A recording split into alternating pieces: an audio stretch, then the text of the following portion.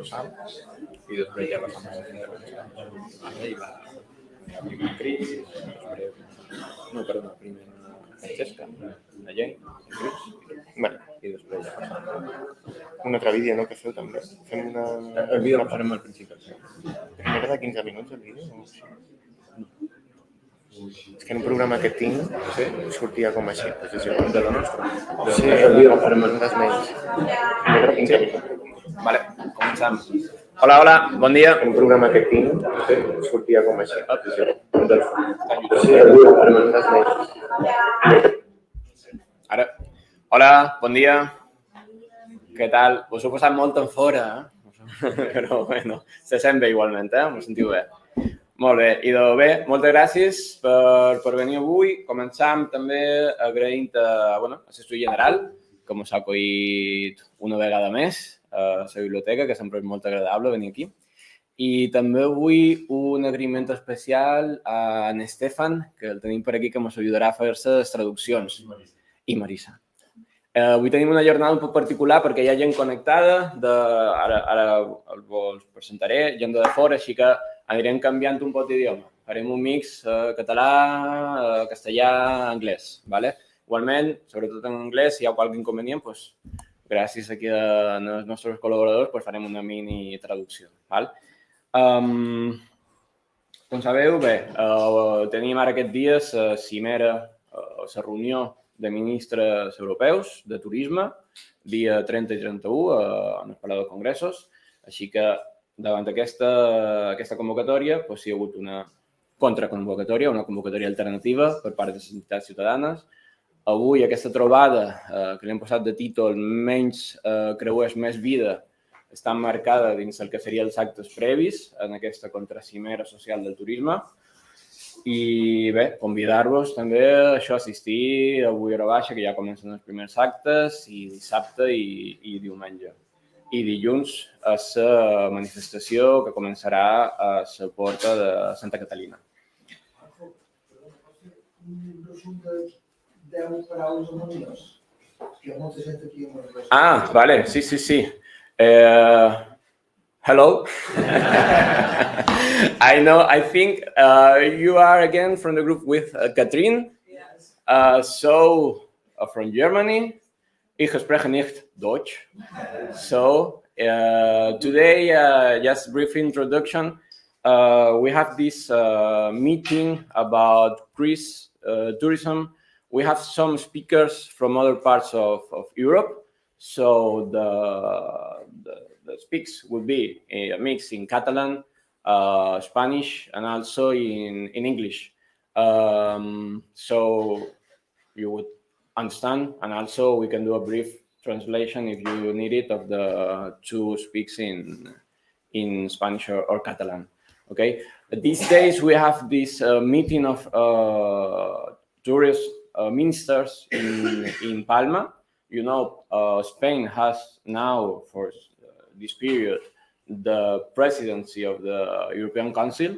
So there's been different meetings all around Spain of different topics. And for Palma, I guess they thought it was quite proper to do it here, no?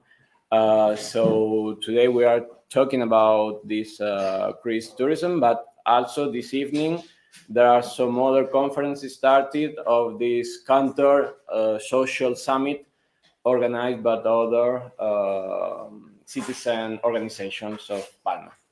So you're also invited to go to them this evening, tomorrow, and Sunday if you're already here, which I don't know. Seguim. Com sabeu, avui convocam des de la plataforma contra el Creuers. La plataforma va iniciar la seva reivindicació, se va crear l'any 2019, tot i que ja hi havia un moviment ciutadà previ, diríem des de 2010, 12, 15, no? Amb un turisme que s'anava incrementant.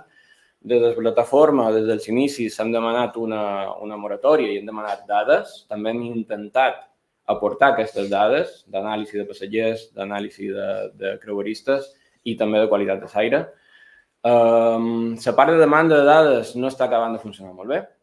Sabeu, a dia d'avui, des de fa 2 anys tenim una limitació que no limita, un acord que no està acordat i al final un memoràndum d'entesa, que és aquest nom oficial que li donem, que està fet per canviar sense canviar res, perquè realment els números ens diuen que continuem de manera molt similar al 2019-2018, que eren els anys dels rècords. Aquesta situació és una situació que no és exclusiva de Palma, sinó que se repeteix a altres ciutats portuàries del Mediterrani o del nord d'Europa. Així que avui, precisament, aquesta trobada és per aconseguir posar aquestes idees en comú, per veure com està la situació en d'altres ciutats. Tenen convidat que xerrem de Venècia, del Mar Bàltic, i d'aquesta manera veure, intentar fer aquesta xarxa, intentar fer aquesta força a nivell europeu i anar avançant. Tenim un petit vídeo d'un minutet. Ara veureu, està gravat ara fa un dia a Palma, fa 2 setmanes. És Palma, però podria ser qualsevol altra ciutat portuària.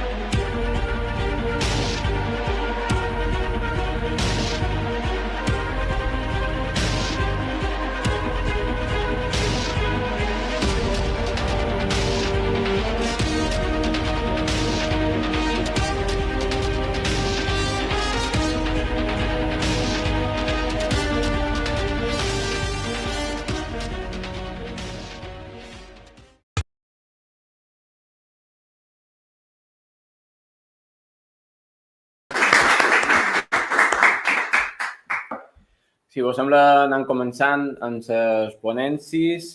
Tenim 4 convidats, Francesca Savoldi, Mosto, Kopp i de Navarro, que sí que ens ha pogut acompanyar presencialment. Us aniré presentant un per un quan facin les intervencions i res, seran. La idea és que facin una mini intervenció de 10 minutets i després passam al debat. We're doing we have 4 people today speaking. Francesca Savoldi, Mosto, Kopp, and Dídac Navarro, who's coming with us today. We were doing these short interventions of each, 10 minutes more or less, and then we go into the debate, right? Damos la bienvenida a Francesca. Hola Francesca, ¿qué tal? Hola, ¿qué tal? ¿Me escucháis? Perfectamente. Buenos Francesca, días. Buenos días. Francesca es italiana, pero habla perfectamente español, así que aquí no necesitaremos traducción de momento. Te presento, Francesca, es doctora en Geografía Humana. Ella es investigadora en ciudades portuarias y movilizaciones ciudadanas. Y con su trabajo pues, ha estado investigando y continúa investigando la evolución de la relación ciudad-puerto, los conflictos socioespaciales y ambientales asociados y los procesos de resistencia ciudadana y empoderamiento político en territorios portuarios. Actualmente es investigadora en la Universidad de TUDelft de Países Bajos y de la Glasgow Caledonian de Londres. ¿Todo correcto? Todo correcto. Pues es tu turno, Francesca. Adelante. Vale, entonces buenos días y gracias por invitarme. Hay un poco de eco, ¿me escucháis bien? Voy a bajar mi volumen. Sí, nosotros escuchamos bien. Vale, muy bien. Entonces, buenos días y gracias por invitarme. Y por cierto, enhorabuena por este vídeo que es muy épico y me parece que contiene todas las cuestiones que se entrelazan en esta problemática de las ciudades portuarias, especialmente del Mediterráneo. Y enhorabuena también para organizar esta cumbre, que me parece fantástica y, por cierto, muy necesaria. Voy a hacer un pequeño resumen sobre lo que es mi trabajo como investigadora, lo que ha sido durante los últimos años y que creo que por lo también que me habéis invitado y espero que pueda contribuir un poco a esta discusión. Entonces, durante los últimos 2-3 años he estado investigando las relaciones conflictuales entre puertos y ciudades, concentrándome sobre algunas cuestiones en particular. 3 cuestiones, digamos. La primera es la relación de poder entre el puerto y la ciudad, cómo se ha reformulado como consecuencia de la transformación financiera y espaciales de la logística, de la industria logística marítima. La segunda cuestión es las formas urbanas que el expansionismo logístico produce. Y la tercera son, como decías en la introducción, las movilizaciones sociales que nacen como reacción a esta reformulación de poder, de la geometría del poder entre el puerto y la ciudad. Espero que no voy demasiado rápido para los que tengan que traducir. Entonces, en primer lugar, tengo que decir que mi investigación ha examinado los puertos en general. Entonces, puertos comerciales, pero también puertos cruceros. Y además, como casi siempre los puertos comerciales y de cruceros son la misma infraestructura y están gestionados por la misma autoridad, la autoridad portuaria, esto me ha permitido un poco hacer un paralelo. Y además, cuando vemos la evolución en términos financieros y de gobernanza, el sector del shipping y lo de los cruceros tiene muchas cosas en común que pueden ser reconocidas o definidas como tendencias logísticas de la logística marítima. Y además, como probablemente ya sabéis, a veces hasta son la misma compañía, como en el caso de MSC, que es la Mediterranean Shipping Company, que tiene contenedores y cruceros, y además no es solo la misma compañía, es la misma familia, que cuando lo veo me parece ver la familia Berlusconi o la serie Succession, ¿no? Están todo ahí entrelazado, la hija que se ha casado con lo que... Bueno, entonces... El sector del shipping y los cruceros han adoptado estrategias de gobernanza parecidas, como por ejemplo la bandera de conveniencia, que puedo explicar un poco más luego si no sabéis lo que es, y la fusión comercial como estrategia financiera. Esta fusión comercial, o sea, una empresa más grande que se compra a las pequeñas, haciéndolas desaparecer, esta fusión sí es una manera de realizar las economías de escala, o sea, los barcos y compañía más grandes transportan más cosas con precios más bajos y entonces tienen mayor ganancia. Pero también la fusión es una estrategia de consolidamiento industrial, que quiere decir que prácticamente pone a las otras compañías más pequeñas en condición de no poder concurrir. Entonces, os estoy contando esto porque de aquí salen 2 tendencias que son muy importantes a la hora de entender la relación entre el puerto, esta nueva relación entre el puerto y la ciudad. La primera tendencia visible que vemos es que pues, se ha vuelto más visible que el crecimiento de los barcos y por tanto también las infraestructuras portuarias que siguen todo esto, esta tendencia del gigantismo, no son respuestas a la demanda del territorio por mayor transporte, sino que el expansionismo logístico determina la oferta de forma independiente. Son empresas privadas que determinan la oferta.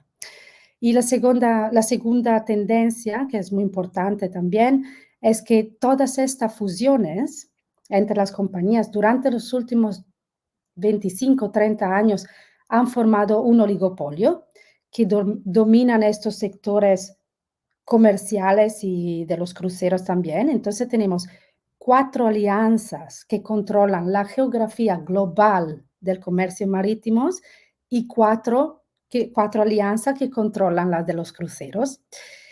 Y pues la formación de estos oligopolios representa un desequilibrio, un nuevo desequilibrio de poder en la relación entre puerto y ciudad, porque básicamente tenemos estas lobbies que son tan potentes que pueden amenazar el puerto si no hace lo que la compañía quiere. O sea, le dicen al puerto, o me das lo que quiero, que son expansión infraestructural pagada por dineros públicos, valutaciones de impactos ambientales irregulares, más recursos, más espacio, etc.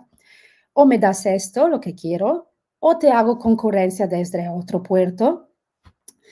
Entonces se forma así una geometría del poder que crea las condiciones para déficit democráticos con la ciudad, pero también con las comunidades locales y en general los ciudadanos que tienen menos peso en pedir que se respeten los reglamentos y menos peso también para decidir cómo el espacio, especialmente el espacio costero y los recursos se usan.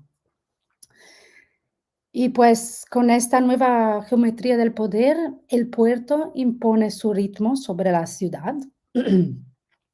Se impone sobre forma del uso del espacio urbano, también decide en forma de urbanizar, lo que obviamente, como sabéis mejor que los investigadores, porque tenéis la experiencia directa, esto tiene una gran repercusión sobre las formas de vivir la ciudad y pues su calidad de vida. Pensamos, por ejemplo, en la cuestión de la polución o la cuestión Airbnb.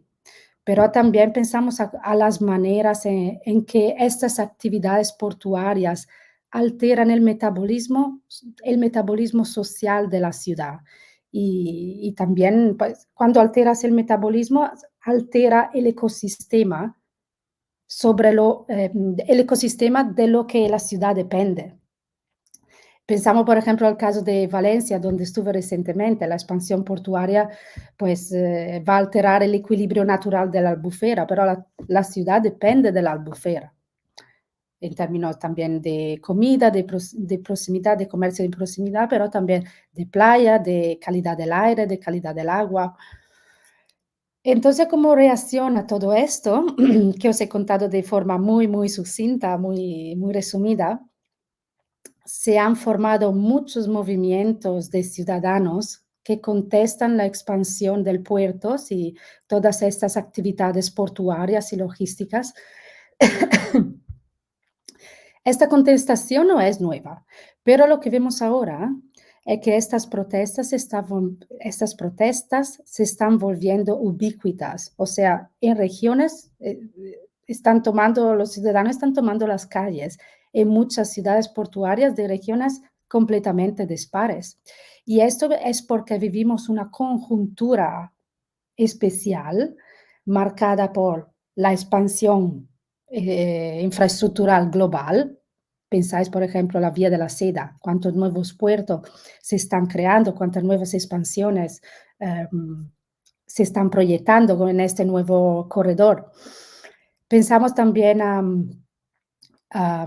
esa conjuntura también está marcada entonces por la expansión estructural global y también por la crisis ecosocial, que es más y más visible si los ciudadanos tienen más y más percepción. Entonces, la combinación de estos factores ha materializado, digamos, un tipo de conflicto entre puertos y ciudadanos que se verifican en todas estas ciudades portuarias que de todos los continentes. Tenemos en Asia, en América Latina, en el Caribe, en Europa, Norte Europa también, no solo sur de Europa. Y entonces podemos decir, como introduciste vosotros, que este conflicto tiene una geografía global, tiene una dimensión global, porque todos estos conflictos están interrelacionados.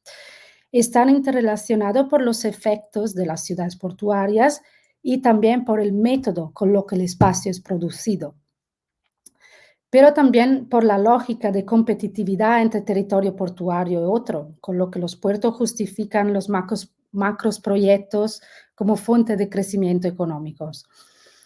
Pensáis, por ejemplo, el caso de los cruceros en Barcelona y Tarragona. Cuando Barcelona empezó a decir no queremos los cruceros, MSC, creo que era MSC, dijo, bueno, entonces vamos a buscar otro territorio virgen, que sería lo de Tarragona. Por tanto, están todos interrelacionados. Los daños materiales de este paradigma expansionista logístico también son muy parecidos, desde el consumo del territorio costero y, por supuesto, de sus recursos naturales, por los efectos del degrado, la polución intensiva, las tasas más altas de cáncer, que no son una broma, de verdad. Hubo un estudio epidemiológico en Civitavecchia, en Italia, pero se está repitiendo en otras ciudades portuarias. El número de cáncer en 500 metros alrededor de los puertos es muchísimo más alto que en el resto de la ciudad. Y además, como vosotros sabéis bien, también produce problemas habitacionales.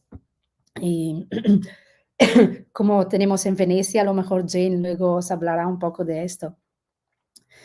Y qué decir que estas movilizaciones son muy importantes, son muy relevantes por varias razones. La primera es que, a mi aviso, en mi opinión, son muy importantes porque cuestionan el discurso dominante del puerto y de su actividad como motor de la prosperidad, en que es un discurso que en la academia todavía no está deconstruido lo suficiente y que es fundamental reconceptualizar, deconstruir, reconstruir. ¿Por qué? Porque tenemos nuevas condiciones. Además, se cuestiona en las movilizaciones ciudadanas, este discurso dominante del puerto de la ciudad se cuestiona desde diferentes ángulos, con preguntas como ¿quién define las prioridades del desarrollo? ¿O qué es el bien nacional?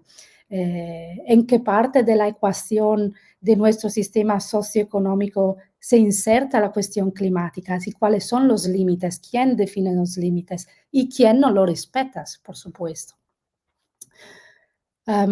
Entonces, en estas movilizaciones que emergen en estos territorios, se entrelazan demandas y perspectivas diferentes.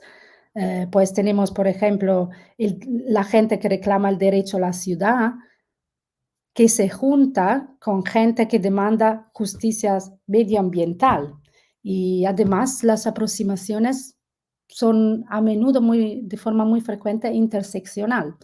Entonces, en mi opinión, estas movilizaciones sociales que están tomando las ciudades portuarias pueden ser consideradas como laboratorios ecoterritoriales, donde se reimagina un poco la territorialidad a través de nuevos valores y a través de valores que se juntan entre grupos diferentes, digamos. Y además son valores que emergen desde la experiencia directa. ¿Y qué más? También, finalmente, creo que estas movilizaciones son relevantes también desde el punto de vista político, porque la ciudadanía activa puede ser concebida como la fuerza que compensa el desequilibrio de poder entre puertos y ciudades generado por el oligopolio, lo que mencionaba al principio.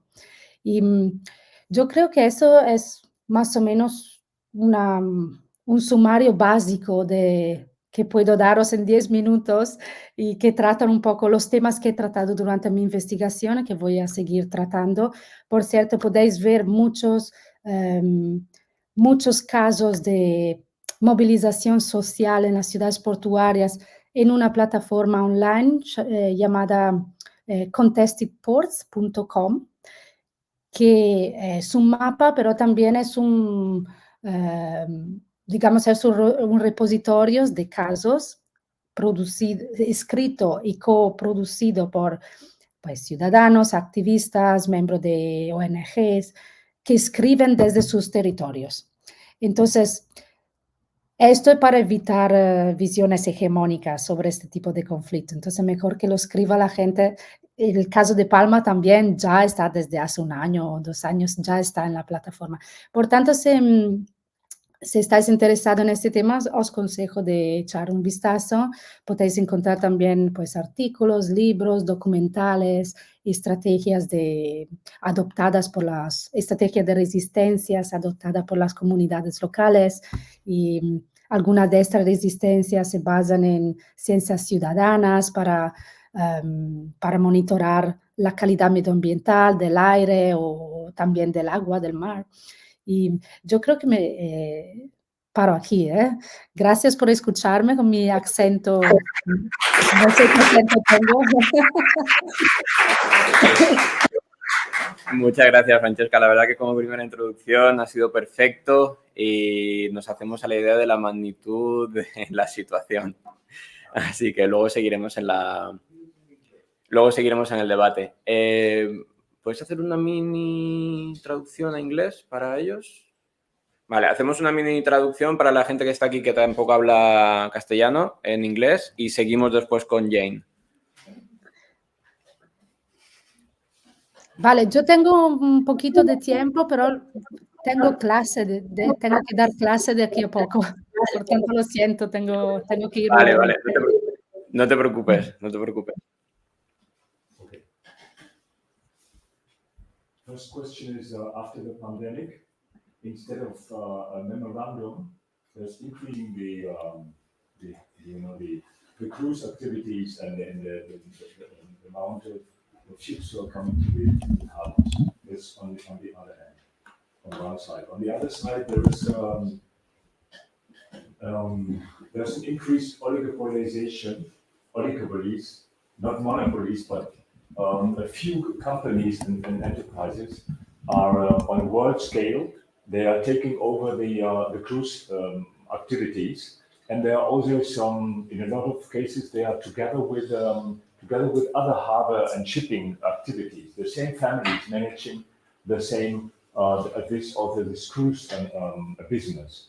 That means that they have a lot of power to pressure city authorities, even to make competition between them in the way of, if you won't go to, if the town of Barcelona is not giving the infrastructure for the ships, we're going to other ports, and we're going to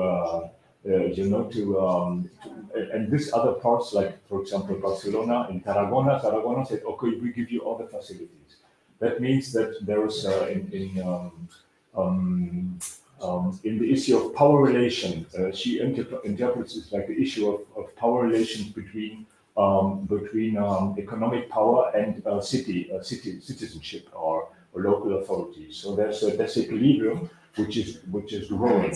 That means there is a social equilibrium and there is an ecological equilibrium.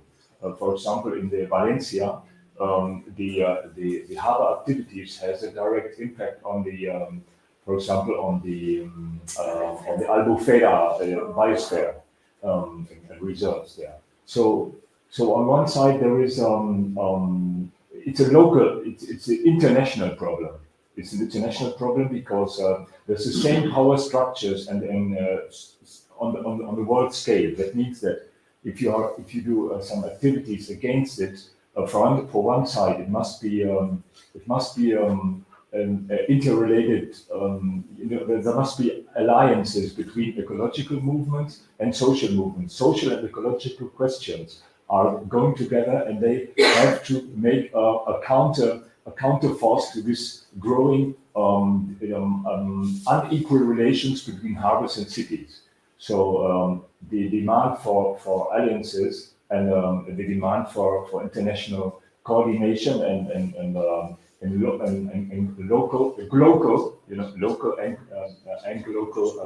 coordination of movements and alliances and platforms is very important.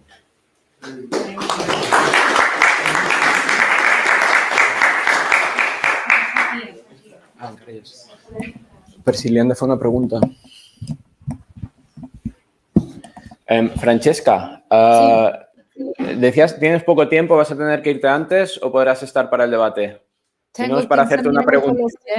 15, 20. Pues te hacemos una pregunta ahora y así te liberamos para después. Vale. Lo siento. Es una pregunta Ojalá pudiera quedarme más. No te preocupes. Igualmente te agradecemos mucho, la verdad, que hayas podido venir. Es una pregunta que le queremos hacer a las 4 personas de hoy. También, bueno, now instead of doing this simultaneous translation, we will have the translation on the screen in English, okay? So maybe this way is easier for us, for everybody. Good. La pregunta, Francesca. Tenemos estos días a los ministros europeos de turismo que van a estar aquí en Palma para hablar de la situación. ¿Qué les pedirías? Nosotros les vamos a entregar una carta, ¿no? Para muchos temas en general del tema turístico. Pero tú, ¿qué les pedirías en relación al tema del turismo de cruceros? ¿Qué pueden hacer o qué tendrían que hacer? Muy buena pregunta. Lo más directo, digamos, es que se respeten los reglamentos, porque hay reglas que no son respetadas. Además, las ciudades pagan un montón de pasta en multas. No sé si esto no se sabe muy bien, pero en Génova está pasando esto. La ciudad, la municipalidad, está pagando unas multas muy grandes porque se supera el límite de polución admitido. Génova es una ciudad, pues una ciudad portuaria, ¿no? Tienes cruceros que pues contenedores. Entonces, que se respete los reglamentos primero de todo, y luego también que se reconozca este desequilibrio de poder, porque los ciudadanos ya no pueden decidir. Entonces, hay reglas antitrust, que son las que pues los oligopolios no serían, ni siquiera son capitalismo, son postcapitalismo, post o ultracapitalismo, no es post, es anarcocapitalismo casi. El antitrust debe controlar a estos oligopolios y creo que hay que mostrar que los ciudadanos han perdido poder. Los ciudadanos también tienen que tener derecho a decidir sobre los territorios que habitan. Y no puede ser, hay que mostrar este desequilibrio muy, muy bien. Creo que estas son 2 cuestiones muy, muy claras. Y luego también, yo le diría también que esta estrategia de hacer desaparecer los barcos en las periferias de las ciudades portuarias no elimina el problema. Y ahora estoy hablando de barcos de cruceros, los que están haciendo, pues lo que han hecho en Venecia, en Ámsterdam, lo que quieren hacer en Barcelona. Mover los barcos de crucero en la periferia no elimina el problema. Tienen que construir nuevas instalaciones portuarias, nuevo puerto, entonces ya vamos. ¿Quién gana de esto, primero de todo? Entonces, transparencia. Yo le pediría transparencia.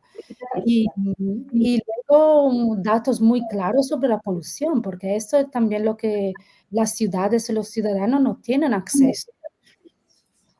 Y creo que estas son las cuestiones urgentes que así le pediría de forma improvisada. Me parece perfecto, nos lo apuntamos. Se lo decimos el lunes. Vale, muy bien, cuídate con esto. Muchas gracias, Francesca. Chao, chao. Vale. Passam a la Jane de Mosto. La Jane és investigadora ambiental, activista, fundadora de We Are Here Venice, una entitat que treballa també per facilitar el diàleg entre institucions, acadèmia i ciutadania. I ella també està treballant en una xarxa a nivell global, que és la xarxa d'activisme de creuers de nivell, com deia, mundial. Jane, morning, how are you doing? I'm good. Can you hear me okay? Yeah, perfect. So let me introduce you, Jane Mosto, environmental scientist and activist, co-founder of We Are Here Venice. We Are Here Venice focuses on preserving and enhancing the cultural heritage and environmental sustainability of the city of Venice. And also they work they conduct research and collaborates with academic institutions and experts, and with their work contribute to better understanding of the complex issues that affects Venice. Jane is also founding member of the Global Cruise Activist Network. So, Jane, thank you very much, and it's your time. Well, thank you very much for inviting me to this important session. We're Here Venice is an NGO that was established in 2015 to advocate for Venice, essentially to remain a living city. The issue of cruise tourism then and now is a microcosm of just about all the problems that we need to resolve that are global, as explained so clearly by Francesca just now. But in Venice, we have the opportunity to see these things very close up, and maybe by this kind of close examination, we'll be able to understand more how to find a way through. You know, you'd think that Venice, with its glorious history as a cultural melting pot, the longest lasting republic, a source of ingenious interventions like public health services, quarantine, wonderful architecture, all these things feel extremely remote right now. Instead, Venice is manifesting all the most grotesque things about human greed and environmental degradation. Whether Venice remains a living city is really hanging in the balance. The whole world pounces on every possible chance to talk about the succession of crises that afflicts Venice. And cruise ships have become the first thing that people ask about wherever I go and say I come from Venice. There's so much to worry about. We're in the middle of, a terrible biodiversity and climate crisis. I don't need to be saying this to the audience that's here today. But the problem is, as we all know, is that everyone, including those making the decisions on behalf of Venice, seem to really be looking the wrong way. And we're trying hard to cultivate a different conversation about Venice that's based on pragmatic, achievable solutions. It's complicated, it's going to be difficult, but we also know that nothing can be worse than just carrying on and having to witness the devastating consequences of the things we see every day, even now. It's not the future, it's now. The limited scale of the city means that it's not crazy to contemplate, starting in Venice and the lagoon, wholesale system change within these dimensions. And if Venice can achieve the transformations, then there's potentially significant repercussions elsewhere. Cruise ships aren't Venice's biggest problem, but we can see that the knock-on effect of fixing this issue would facilitate so many other associated issues. As scientists, we know that if we set ourselves the wrong question, we're never going to get the right answer. And when the cruise issue first reached a head with the Costa Concordia disaster in 2012, that I'm sure everybody can still remember, when the Costa cruise ship crashed against the shores of the Isola del Giglio, the government pledged to find an alternative route to Venice for cruise ships rather than through the heart of the city.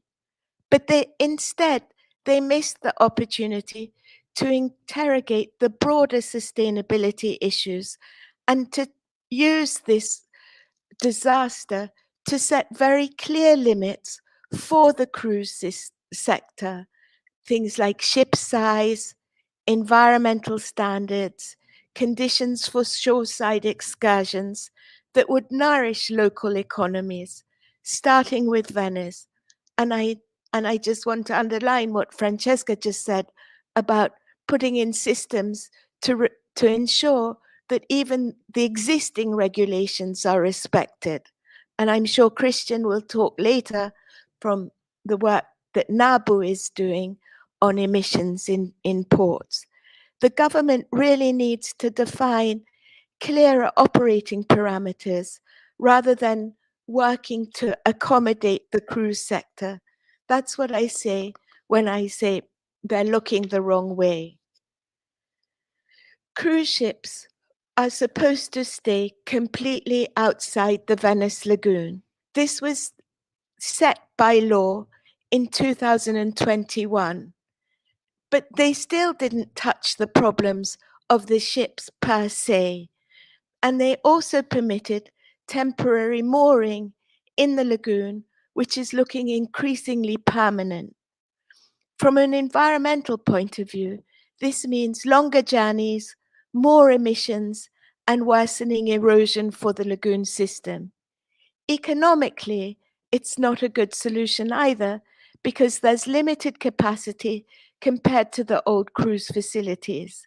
And the weather risks mean that scheduling uncertainty is becoming a big issue. Yesterday, the flood barriers were closed in Venice, which meant rescheduling of some cruise arrivals or departures. And this is above and beyond the true value of the cruise sector for the economy. Plus, there's issues concerning the conflicts between cruise traffic and commercial industrial traffic here in Venice. And we have to add the kind of business irrationality of thinking that Venice can be attractive for cruise passengers to arrive in the middle of an industrial zone rather than seeing Venice from the balcony of the ships. Venice has wasted an opportunity to send a clear signal to the cruise sector, as well as missing the post-pandemic window for restructuring as a chance to promote an ecological transition in the port sector in favor of alternative productive activities. The other aspect of cruises is the effect that mass tourism has on the fabric of the city. In Venice, the visitor numbers have bounced back to beyond the pre-pandemic levels, despite all the interrogation that happened over those months about economic resilience versus tourism. We Are Here Venice refers to livability, as I said in our mission statement, and we're not only thinking of the environmental dynamics, but also in terms of these socio-economic trends. And of course, the two are interlinked. So not only do we have the challenges to the lagoon, but also the kind of tourism that also is strongly associated with cruise tourism is limiting housing availability, the Airbnb issues that have already been mentioned, as well as eroding the other parts of the economy and limiting the types of jobs that Venice as a city is able to offer its residents, that also connects to the loss of housing opportunities. It's all too complicated to talk about here in these few minutes, but I just wanted to say that we all really need to look for solutions and not just talk about the problems. And we are here to facilitate the combination of local knowledge and scientific insight to find the solutions, starting from revitalizing the lagoon system. It's not a question of Venice needing to do more to protect the lagoon, but a mind shift that recognizing that it's the health of the lagoon that guarantees the protection of Venice, and it's this natural capital that can regenerate life and prosperity. But this all depends on a shipping sector that can professionally, seriously, and honestly deploy the best available scientific and technical information to address the environmental limitations and genuinely embrace sustainability.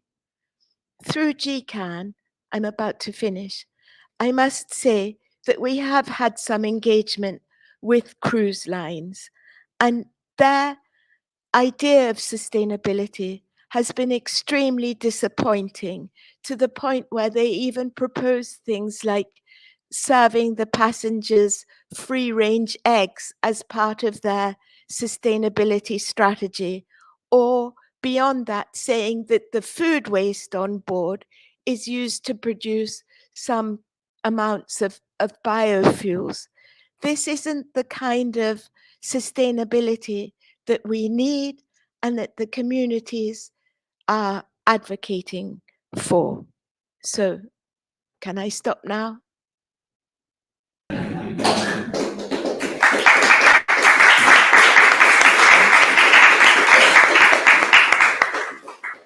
Thanks, Jane. If we had the time, you could continue and continue, because we were here listening to you very carefully, and we have many questions. Are you okay for staying for later for the debate? Yeah. Definitely. Good. Thank you. Then maybe hacemos una mini. We do a short translation into Spanish, and then we go with Chris, okay? El que...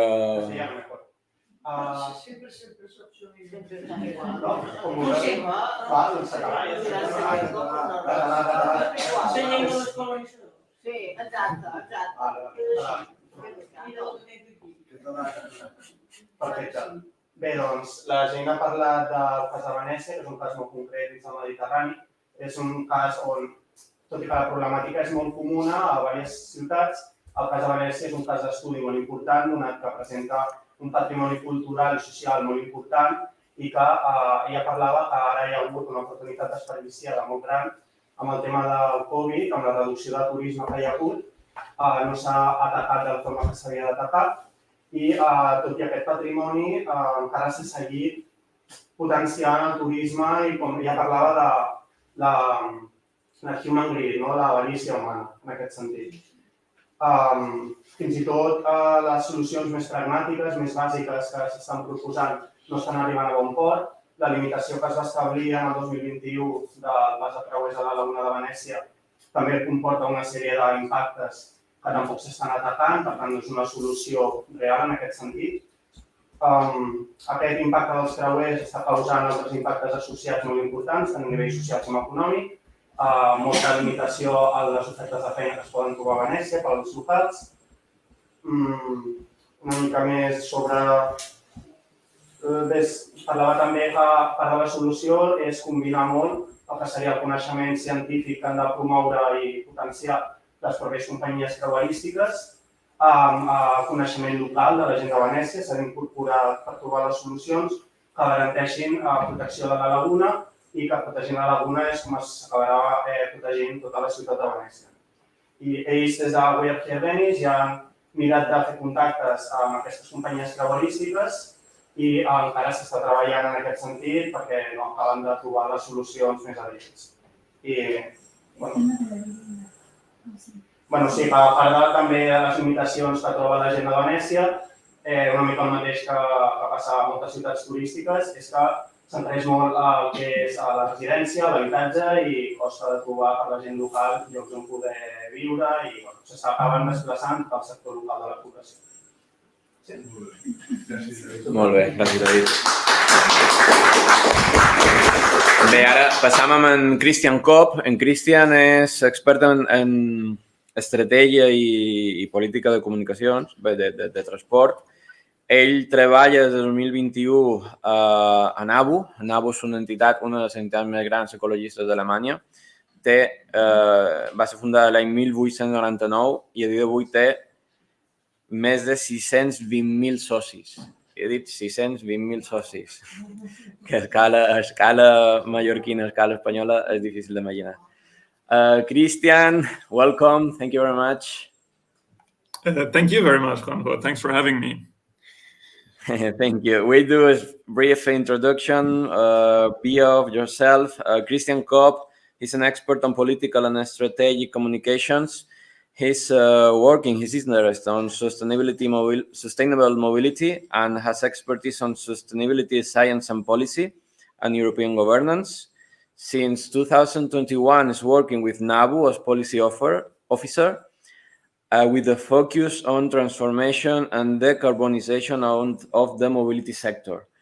NABU, our German people know better, I think, is a Nature and Biodiversity Conservation Union working at international level. Was founded in 1899. Nowadays, the organization has the support of more than 620,000 members, which is a number very impressive, at least for us. So congratulations. And Chris, go for it. Thank you. Thanks so much. And first off, sorry, actually by now it's more than 900,000 members and supporters. We're aiming for the million soon enough. So yeah, we do have a lot of support, at least in Germany, as a German NGO. So yeah, thank you so much, Juanjo, for having me. Let me just try to quickly share some slides I prepared to make this a bit more better visible. I see the slides are here. Could you? Yes, perfect. Thank you for putting them on the screen. I think I don't have to introduce myself anymore after you, Juanjo. So yeah, I will just jump straight in and talk about our work from Germany on the topic of cleaning up cruises and how to reduce shipping emissions. NABU, the Biodiversity and Nature Conservation Union, started working on the topic of shipping more than 10 years ago. And just to give you an example of how the situation looked like 10 years ago, this is a photo that was taken in 2012, and it might as well be from an advertisement for a cruise company because it shows beautiful waters, perfect air, lovely vacation. But of course, it's also very easily visible that this photo has been, well, changed, in this case by us personally, because originally it looked like this.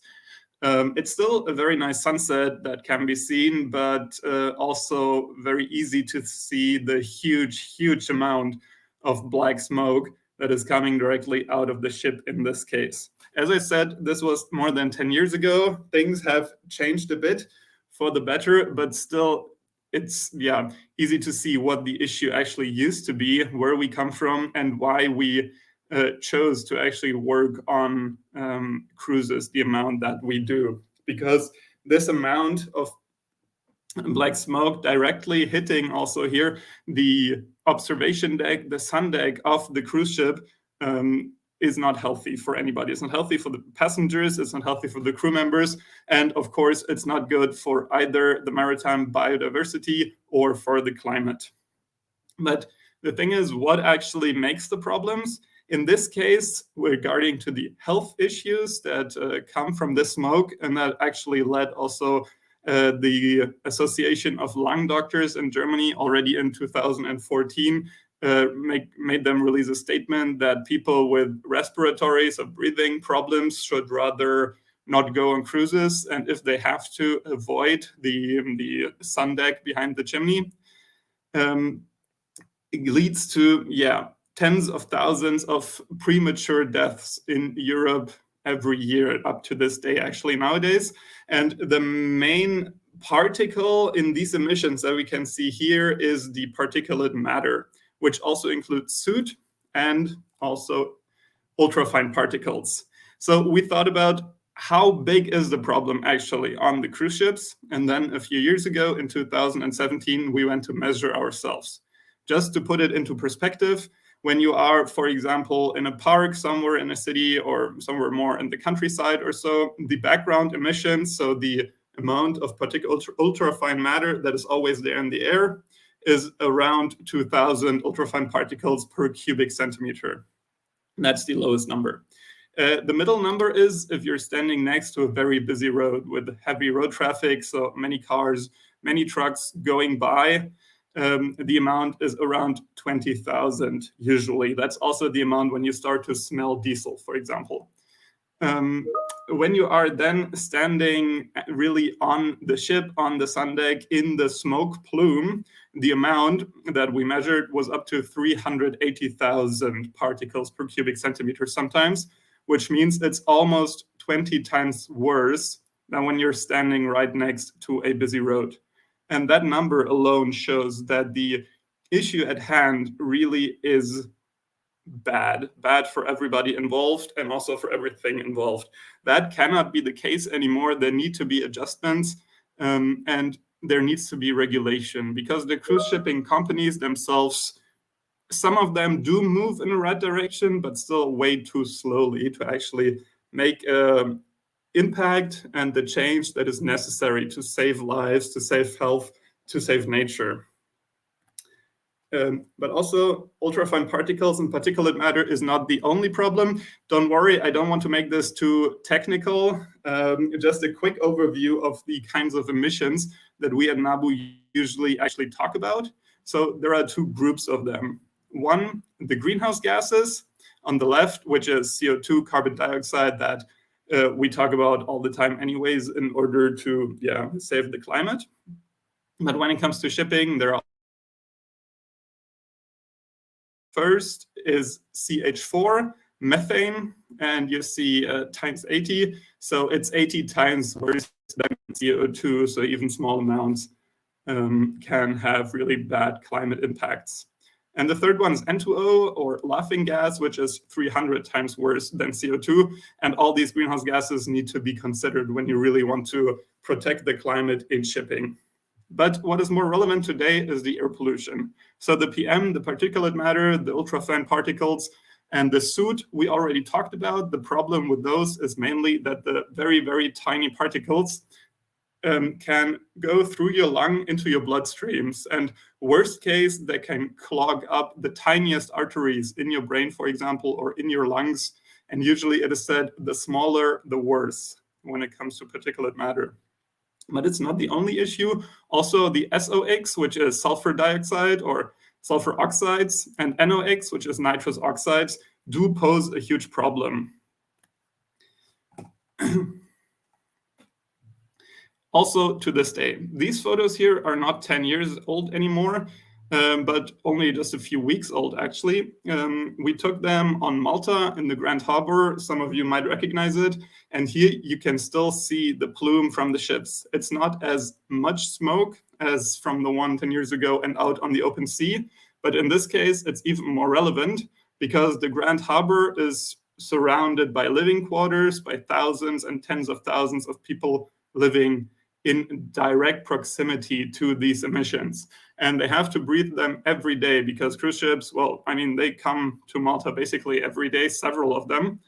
And yeah, the health issues when it comes to asthma, for example, are way worse than in other areas of Europe. So in order to solve these issues, there are two different approaches for us. First of all, the political ones, which are either on the European level through the EU or on the international level through the International Maritime Organization. And on the second one, the technical solutions, which mean mainly introducing filter systems to the ships, so to filter out the particulate matter, to introduce catalysts, to also filter out the NOx, for example, or just, first of all, to use cleaner fuels. Because heavy fuel oil, the fuel that is still used way too often, especially by cruise ships actually, is the dirtiest and most toxic fuel you can imagine. If you would try to run your car with it, it would just destroy the engine entirely. It is full of heavy metals, full of sulfur, full of other just toxic elements that when are released into the air or into the water do have all these bad consequences. So in order to tackle these issues on the political and international level, we at NABU formed the MEDECA network around also 10 years ago, I would say, a bit less. And here is the logo of the so-called Rome Declaration, where we, together with partner NGOs from Italy, from Spain, from France, from Malta, and from Greece, for example, Jane and Dídac, both are also members of our coalition, decided we want to introduce so-called emission control areas in the Mediterranean. Here on these maps, you can see a map of Europe and the amount of sulfur oxide emissions that are, can be measured along the major shipping lines in the Mediterranean and in the North Atlantic. This circle, on the other hand, that says SECA, stands for Sulfur Emission Control Area. It's an area where the North Sea and the Baltic Sea have very strict regulation in order to avoid heavy fuel oil and to reduce the amount of the sulfur oxides in the air, in the emissions from the ships there. The SECA was introduced already in 2006, and also a NECA followed in 2020. And our reasoning was, why does it exist in the North Sea and in the Baltic Sea, but not more in the South?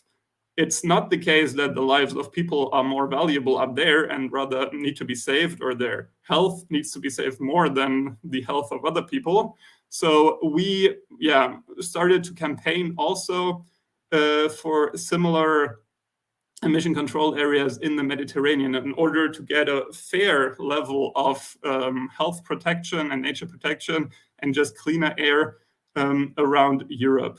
In other parts of the world, there are also some projects going on, but there are local NGOs who do great work on that. We, as a European one, focused on the European sector.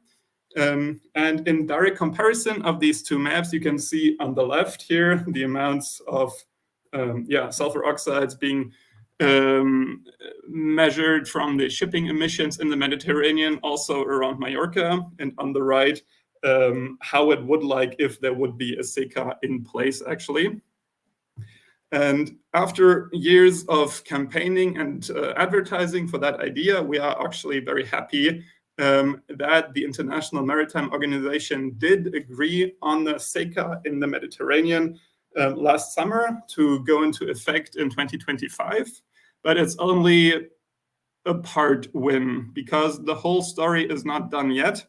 And in order to really clean up the air around the shipping lanes and around the harbors, it also needs, from our point of view, a NECA. And also not just in the Mediterranean, but also in the North Atlantic to really cover all the European waters that we work on ourselves.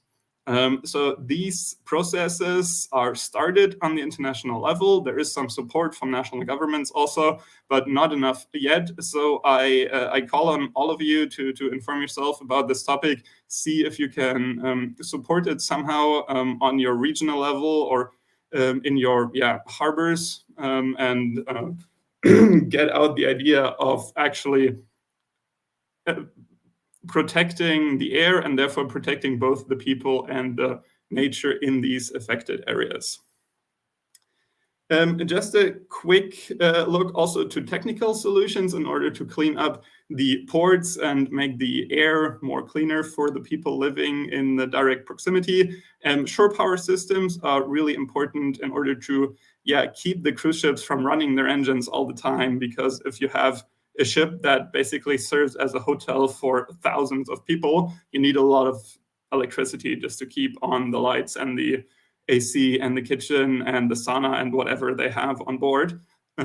So there are some examples. For example, in the port of Hamburg, there is a shore power system in place that can fuel the ships with green electricity directly, so they can turn off their engines while they're at the port at least, and therefore have a significant impact on the air quality in the port. This is just one of a few different technical solution examples.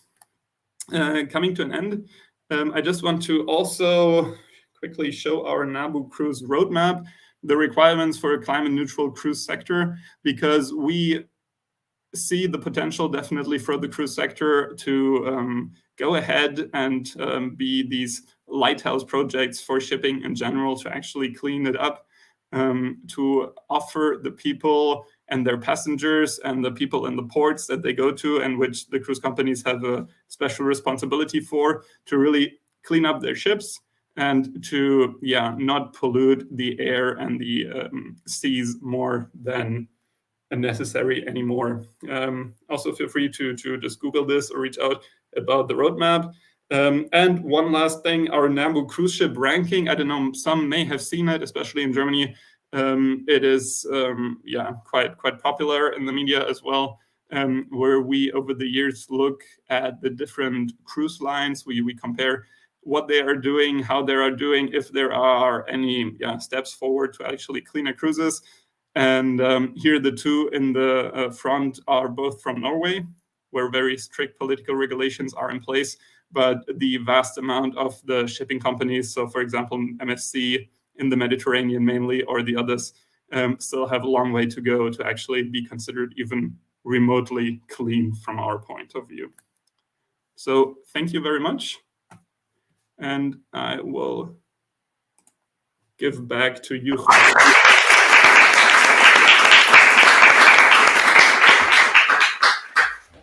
Thank you very much indeed, Christian. We really need to push forward towards the SECA in the Mediterranean. Are you? Well, I'm afraid we're not meeting the schedule. I guess that's a Spanish way of life. Are you good to stay for the debate? Of course. Yep. Good. Great. Then now we go for a brief translation here into Catalan or Spanish, whatever, and then we go with Dídac. Okay. For Dídac, you and Jane will have this simultaneous translation into the chat. Bé, doncs, en Cristian, que forma part de NABU, ha parlat sobretot del tema de la contaminació dels creuers. Ha parlat, bé, des que vam començar a fer feina fa 10 anys, hi ha hagut una millora, però encara hi ha molta feina a fer en aquest sentit. Ha parlat de que aquesta contaminació té impactes no només en el clima, la salut ambiental, sinó també en la biodiversitat. A nivell europeu, cada any hi ha desenes de milers de morts derivades d'aquesta contaminació, d'aquestes partícules.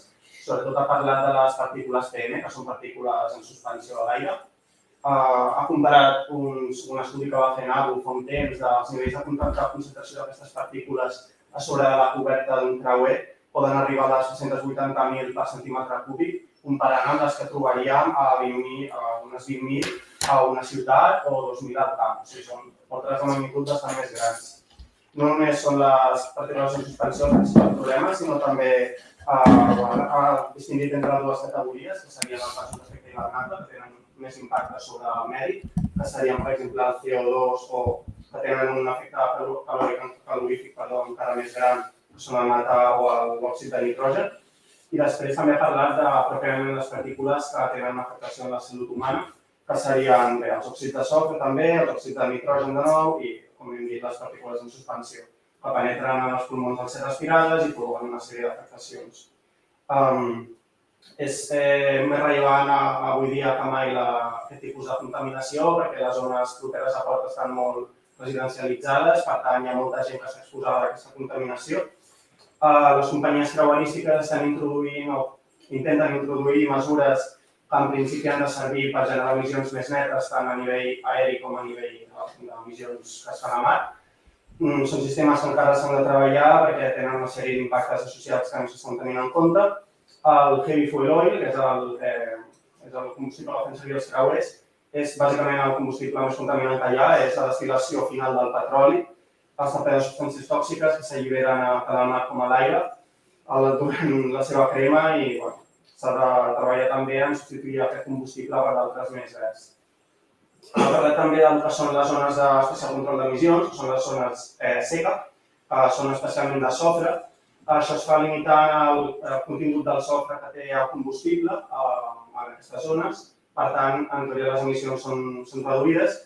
Ha parlat com en el mar Bàltic sí que existeix aquest tipus de regulació, però encara s'ha de treballar més tant a nivell europeu, en altres zones del món també s'està aplicant, però hi parla sobretot a nivell europeu.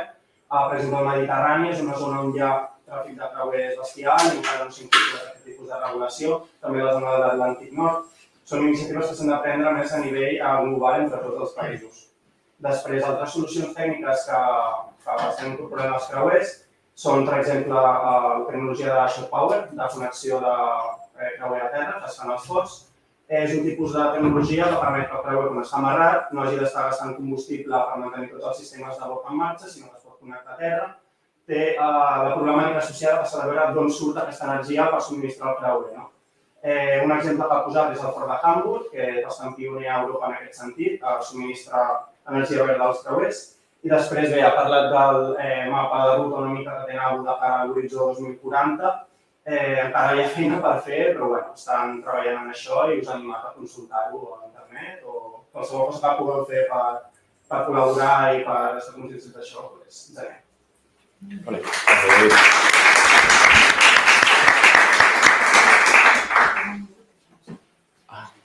Gràcies per venir. Chao, chao.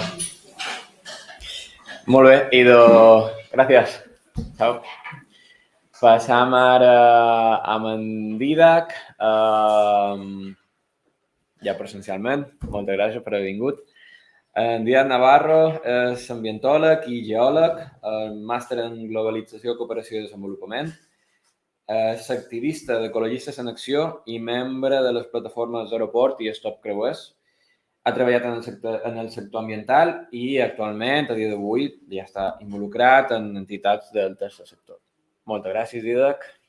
Endavant. Merci per convidar-nos.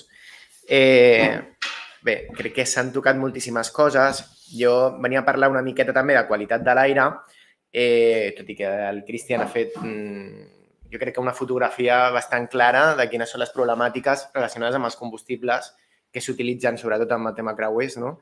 Parlaré d'un altre tipus de combustible amb el que estem fent bastanta campanya, que és el gas natural liquat, i també parlaré una miqueta de la situació de Barcelona, si m'ho permeteu, i de l'actualitat que estem tenint en matèria de legislació i en matèria d'ampliacions portuàries. I també parlaré una miqueta de la xarxa que tenim a nivell europeu de moviments en contra dels creuers que sorgeixen com bolets. Cada cop que arriben megacreuers a una ciutat portuària sorgeix algun moviment en contra i en moltes ocasions, això que comentava la Francesca, coalició entre moviments ecologistes i moviments veïnals contra el turisme de masses, que és una cosa que està sorgint bastant sincrònicament en els diferents espais on sorgeixen aquests moviments en contra. Comentar-vos el resultat d'un estudi que fem nosaltres anualment sobre qualitat de l'aire a tot l'estat espanyol, que el titular d'aquest any era que el 99% de la població, de la ciutadania a l'estat espanyol, els 47 milions de persones que viuen a l'estat espanyol, han respirat aire contaminat al llarg de l'any. En concret, en aquest cas, de l'ozó troposfèric, que és un contaminant que és secundari. Això vol dir que quan cremem un combustible no sorgeix directament, sinó que es forma després, arran d'aquests contaminants que nosaltres sí que originem a través de les nostres activitats humanes. Però, de la mateixa manera que això passa amb l'ozó troposfèric, també tenim denúncies de la Unió Europea, de sentències que fan pagar aquestes multes, que també ens comentava la Jane, de denúncies que ens posa la Unió Europea per superar, per vulnerar aquests límits de contaminació que es defineixen a nivell europeu. O sigui, la contaminació és un problema importantíssim. I actualment s'està tramitant una directiva europea en matèria de qualitat de l'aire que, si em fixo només amb els òxids de nitrogen, en concret amb el diòxid de nitrogen, la regulació actual parla de 40 micrograms per metre cúbic d'aquest contaminant, d'acord? La unitat clara és 40, d'acord? A Barcelona, nosaltres fem campanyes de ciència ciutadana, que això vol dir que anàvem a col·les i amb ajuda de les AFAs i les AMPAs i tal, posàvem uns mesuradors de contaminants a dins dels col·les i miràvem la contaminació que hi havia als col·les. Ens trobàvem que dins de les escoles superàvem aquests 40 micrograms. A dins dels col·les, que és on tenim la ciutadania més vulnerable a la contaminació atmosfèrica, que són els infants que estan desenvolupant les seves vies respiratòries. Per tant, tenim un problemon. Però és que estem parlant que a dins dels col·les estem superant aquest límit i la Unió Europea ja ens està demanant que de cara d'aquí a 5 anys tinguem a la meitat els nivells de contaminació. Que el límit legal sean els 20 micrograms.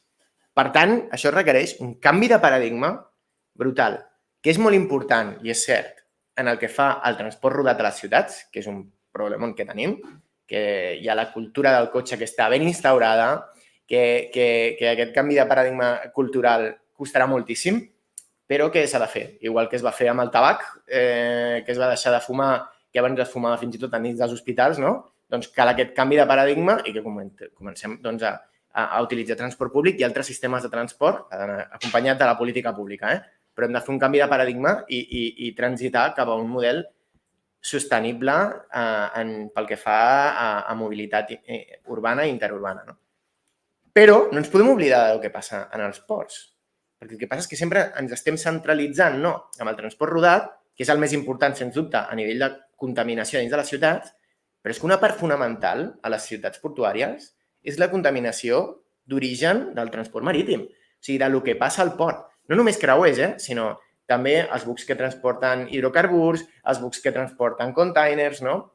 Barcelona és un cas paradigmàtic perquè té totes aquestes problemàtiques juntes, no? És un hub d'aquests on ens arriben tot el tipus de transport possible, ens arriben moltíssims containers que després es traslladen a través de camions a la resta de la península i més enllà, no? Se'n van cap a Europa. I a més tenim un dels molls més grans que existeixen a Europa de creuers. Què vol dir més grans? Doncs que actualment a Barcelona podem tenir 5 megacreuers a l'hora atracats a la nostra ciutat. 5 megacreuers, més després un moll, perquè acaben de treure un dels molls petitons, un moll petitó amb creuers més petits. Per tant, podem tenir fins a 6 creuers a l'hora a la ciutat. Això ens suposa 50.000 passatgers en un cap de setmana. 50.000 persones que entren de cop i volta, s'estan entre 4 a 6 hores a dins de la ciutat. Us podeu imaginar el tipus de consum que fan, no? Segurament ho sabeu. Si jo us pregunto quants restaurants de menjar típic mallorquí us podeu trobar a la ciutat de Palma, no sé quin número em podreu dir, però jo us puc dir que a Barcelona és el tipus de restaurant més difícil de trobar. Per què? Perquè tot està orientat a aquesta mena de turisme, de consum ràpid, de consum de mala qualitat, no? Ens transforma les ciutats. Passem de tenir botigues on les veïnes podem anar a comprar per cobrir les nostres necessitats bàsiques a tenir, doncs, el restaurant de paella, sangria, el lloc on comprar la samarreta del Barça i el gorro de mexicà, que posa a Barcelona. Doncs aquest és el model de turisme que tenim actualment a les nostres ciutats. I és això que comentàvem, no? Aquesta combinació entre moviment, ciutadania que està en contra d'aquest model de turisme i ciutadania que està en contra de respirar aquest aire contaminat i del deteriorament del medi ambient que això suposa. Tenim companyes d'aquesta coalició que abans comentava el Cristian, les companyes de Dinamarca, que han vingut al port de Barcelona a fer medicions de les partícules aquestes ultrafines, que és el black carbon, en el cas de quan es crema el heavy fuel oil, i partícules ultrafines que no sabem quina quantitat n'hi ha en el gas natural liquat. I quan mesuren, surten aquests pics, que us he ensenyat abans un gràfic, que eren uns pics brutals, però és que quan hi ha un creuer, els pics són increïblement grans. Totes aquestes partícules se'n van directament al nostre torrent sanguini i poden arribar a desenvolupar càncers, ictus, etc. Cada cop hi ha més evidència científica que les partícules ultrafines són les que tenen pitjors efectes a nivell de salut humana. Però, com els ports, sobretot a l'estat espanyol, són com una mena d'entitat fosca que queda emmascarada, que no sabem de qui és la competència de cada cosa, no? Sembla que ara l'Ajuntament de Palma, no sé qui és, l'Ajuntament o el govern, que fa el pacte aquest, que és un paper mullat, és el govern de Palma, no? En el cas de Mallorca és el govern de Palma, de Balears, perdó. En el cas de Barcelona, qui fa el pacte amb el port per limitar el número de molls de creuers és l'Ajuntament de Barcelona.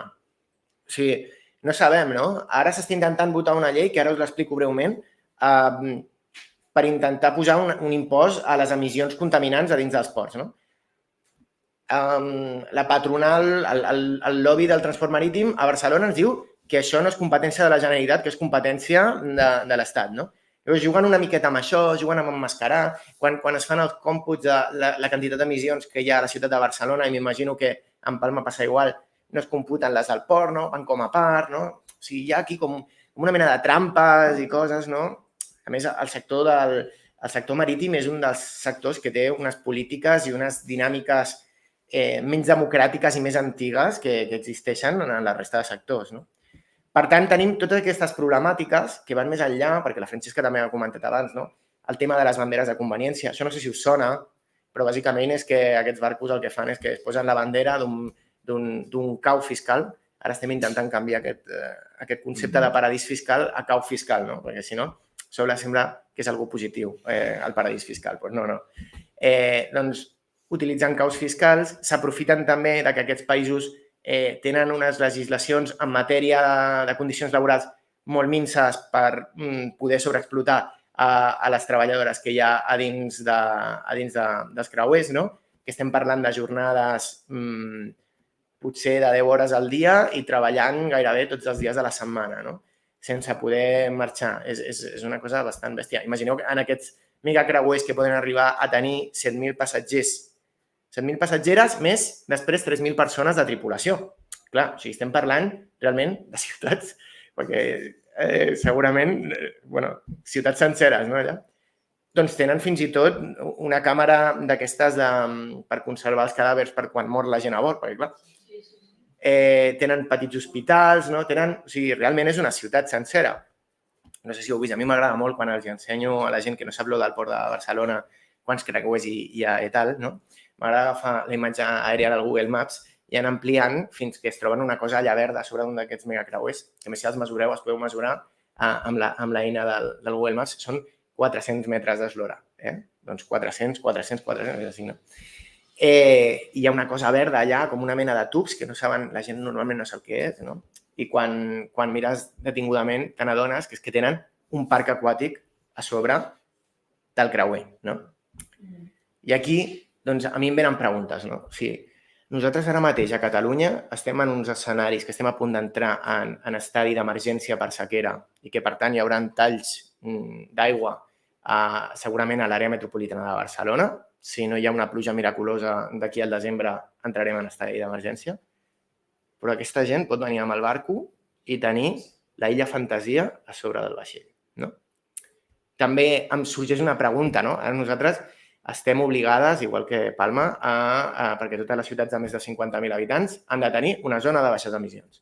A nosaltres se'ns estan demanant, no? Se'ns està requerint una sèrie d'esforços que són necessaris, que jo no criticaré que s'han d'aplicar zones de baixes emissions, crec que és una eina fonamental, però se'ns estan demanant uns esforços com a societat, no? S'han de canviar els vehicles o hem de deixar d'utilitzar vehicle i començar a utilitzar altres sistemes de transport, etc. Però, en canvi, aquests vaixells poden entrar a Barcelona sense cap mena de regulació i emetre una quantitat de tones de gasos d'efecte hivernacle i una quantitat de tones de contaminants tòxics per la salut brutals, no? Estem parlant que una sola companyia, crec que és Carnival, segons dades de Transport and Environment, una sola companyia, la seva flota de creuers, suposa més emissions que tot el transport rodat a Europa. A Europa, que no estem parlant d'un país o no estem parlant d'una coalició de països que no tinguin, no, a Europa, que el transport rodat està superinstaurat, no és com als Estats Units, però superinstaurat, no? Per tant, un tipus d'activitat com és els creuers que fomenten tota una sèrie de consums, que és una activitat realment extractivista, no? El port on arriba explota, ocupa els espais, no deixa gairebé cap benefici econòmic, no? Aquest tipus d'activitat, com és que té aquesta legitimitat de poder fer el que li doni la gana, no? I que no hi hagi cap mena de regulació, i és que no existeix. Llavors, si vaig ara amb el cas de Barcelona, en concret. A Barcelona, quan teníem l'alcaldessa Ada Colau, ella va fer un pacte i va fer una limitació amb el port per limitar a l'ampliació d'aquest moll que tenim enorme de creuers, de limitar-lo, teníem 5 terminals, limitar la construcció de 2 més de terminals, no? I durant el seu govern es va donar compte també que era una bogeria mantenir aquestes 2 terminals. I llavors van estar intentant bloquejar la construcció de la 7ª, que era la darrera de les terminals. En el moment en què hem tingut un canvi de govern i el senyor Jaume Collboni ha passat a ser l'alcalde de la ciutat, el port ràpidament activat la concessió de la nova terminal de Creuers, no? Amb la qual en els propers dies sabreu coses perquè intentarem que no passi desapercebut i intentar bloquejar-lo de totes les maneres possibles. Però bé, ens trobem amb aquesta situació, que a Barcelona fins fa poc hi havia voluntat política d'intentar limitar-ho, però no sorgia res. De fet, es parlava d'intentar fer un pacte com el de Mallorca, es tenia com a referent, tot i saber que és paper mullat, etc. Es tenia com a referent el pacte de Mallorca i es parlava d'intentar limitar a 200.000 creueristes al mes, perquè estem parlant que a Barcelona aquest any ens arribaran 3 milions i pico de creueristes al llarg de l'any. Per tant, s'estava intentant parlar d'algunes d'aquestes coses i ara el que ens trobem és que ja s'està visitant aquesta darrera terminal. Però després tenim la Generalitat que per una qüestió de la llei de canvi climàtic de Catalunya s'havia inclòs en un paràgraf que s'havia de fer una taxa per les emissions portuàries, les emissions que emeten els grans vaixells a dins dels ports. Només quan estan a dins del port. Dins d'això, que és bastant curiosa aquesta llei, perquè està dins de la llei de canvi climàtic, però en cap moment taxa les emissions de gasos d'efecte hivernacle. Només taxa les de gasos tòxics, d'òxids de nitrogen i les de partícules. Per tant, una cosa que és bastant contradictòria. Però bé, ara s'està tramitant aquesta llei i aquesta llei nosaltres la veiem amb bons ulls des dels col·lectius, des dels top creuers, des d'Ecologistes. És una llei pionera. En Europa l'única que coneixem així seria la de Noruega, que és un calco, s'està calcant bastant aquesta llei, però hi ha moltíssimes mancances. Hi ha moltíssimes mancances, hi ha moltes trampes, no està sant segons quins contaminants, els gasos d'efecte hivernacle, com explicava, no es comptabilitzen, es bonifica l'ús dels scrubbers, que no sé si sabeu el que són, però són una mena de filtres que tenen aquests vaixells que el que fan és tirar aigua marina a la xemeneia, llavors recullen el contaminant i el contaminant, en comptes d'anar a nivell d'atmosfera, el que fan és injectar-lo al mar. Per tant, canviant la química del propi oceà i afectant a les espècies i a la vida marina. Ja acabo ja. Llavors, nosaltres estem intentant modificar alguns paràgrafs d'aquesta llei, a veure si és possible, i fer una miqueta d'incidència política amb això. Però no deixa de ser pionera i és important. El gran problema que veiem, i ja acabo en un minut, és que aquesta llei pot incentivar l'ús del gas natural liquat, que és això que us comentava abans. Quin és el perill del gas natural liquat? Doncs que el gas natural liquat, a nivell d'emissions de tòxics, és bastant més net, a nivell de tòxics dels que coneixem, perquè de partícules ultrafines, és el que us deia abans, se sospita que emet moltíssimes, però a nivell de gasos d'efecte hivernacle pot arribar a ser pitjor. Per què? Perquè no es fa tota la combustió del gas natural liquat. Quan ells intenten cremar-ho per les xemeneies, hi ha ONGs que posen unes càmeres tèrmiques per mirar què és el que està sortint.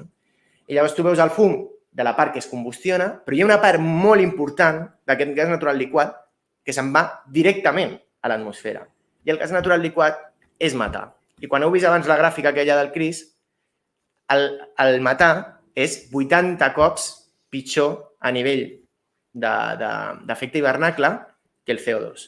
Per tant, estem emetent moltíssim CO2 a l'atmosfera. No CO2, sinó CO2 equivalent, però el fet d'emetre. Per tant, hi ha moltes trampes. I quina és la qüestió fonamental amb els creuers i amb el transport marítim en general? S'han d'electrificar, perquè si no, mentre estan amb els motors engegats a dins del port, estan emetent gasos tòxics per a la ciutadania i gasos d'efecte hivernacle. Però més enllà d'això, la nostra reclamació, i la més important de totes, és que hem de fer decréixer el sector dels creuers. En tant que és extremadament contaminant, en tant que és extremadament explotador dels territoris i en tant que és extremadament innecessari i contribueix només a la riquesa de 4 multinacionals que formen un oligopoli i controlen el 80% del negoci a nivell mundial. Per tant, hem de fer decréixer el creuerisme. És la plataforma Stop Creuers de Catalunya. Defensem que no volem creuers a la ciutat de Barcelona ni de Tarragona.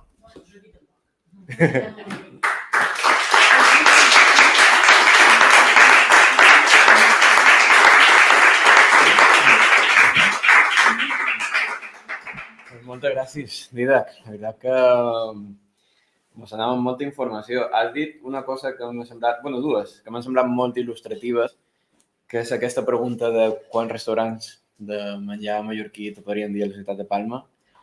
No són molts, ja t'abans. I, de fet, avui que li hem posat en aquesta xerrada menys creuers, més vida, va precisament per aquí, no? Quan xerram de més vida, xerram també de més vida, pues, de coses normals que s'han perdut, no?